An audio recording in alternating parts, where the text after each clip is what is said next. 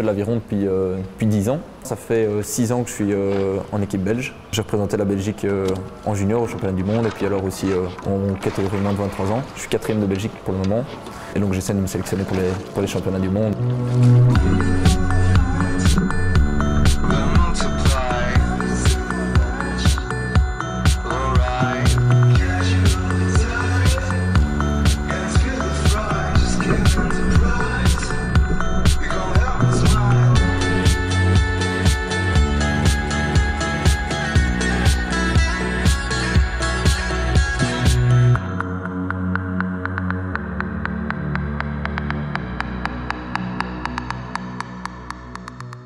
Chaque année, les étudiants en dernière année en ingénieur civil construction, on a un projet, nous, à faire sur une durée de 4-5 mois plus ou moins. Et moi, j'ai décidé cette année de faire quelque chose de différent. J'ai voulu trouver un sujet qui avait un lien avec mon sport, l'aviron.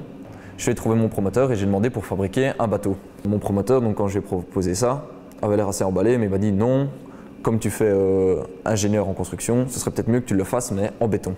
La construction des bateaux, c'est aussi de la construction, on parle plutôt de construction navale. Et là, il a eu l'aide de mes collègues Philippe Rigaud et André Hage qui l'ont aidé à dimensionner cet objet qui est le canoë. Mais le dimensionnement en tant que tel utilise des techniques qui sont exactement les mêmes que celles que les mécaniciens vont utiliser pour dimensionner une machine ou que les futurs ingénieurs de construction vont utiliser pour dimensionner un pont.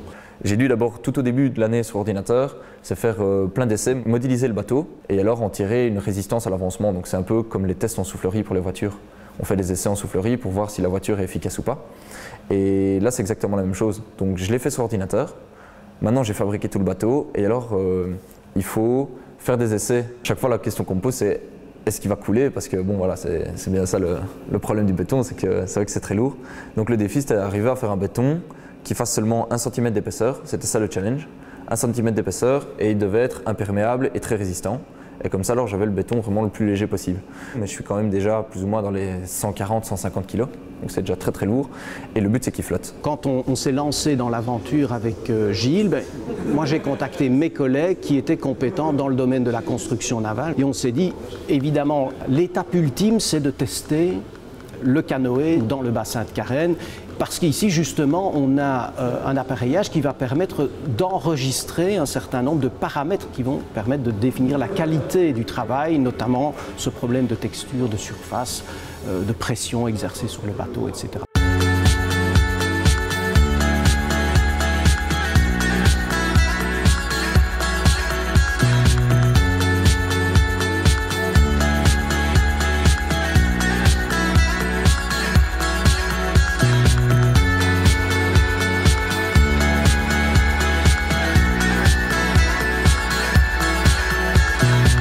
Il y a déjà eu les championnats d'Europe de canoë en béton. Le challenge, ce serait de relancer ça en Belgique et pouvoir aussi participer à des compétitions de canoë en béton en Belgique et de pouvoir relancer les universités et que par exemple des universités comme Gand et comme Bruxelles développent aussi les bateaux. Le béton que j'ai utilisé, c'est pas un simple béton pour faire une chape par exemple dans un bâtiment ou couler sa terrasse. En fait, c'est un béton avec des fibres métalliques dedans. Et c'est le béton qui a été utilisé notamment pour la cité miroir à Liège. Donc toute la rénovation a été faite avec ce béton-ci. Et donc en fait, on a l'impression que c'est un béton, mais il est vraiment très résistant et on arrive limite aux mêmes propriétés que l'acier. C'est vraiment la première fois où j'ai vraiment un gros projet de A à Z. Et tout le bagage technique, justement, et toute la théorie dans mes études m'ont aidé à faire face aux problèmes. Et donc là, j'arrivais vraiment sur quelque chose de concret. Et c'est un peu ce qu'on va voir plus tard dans notre vie professionnelle. C'est on a un projet, on doit le mener, on ne sait pas trop ce qui va se passer. Et on a alors nos études qui nous aident à faire face à ces problèmes.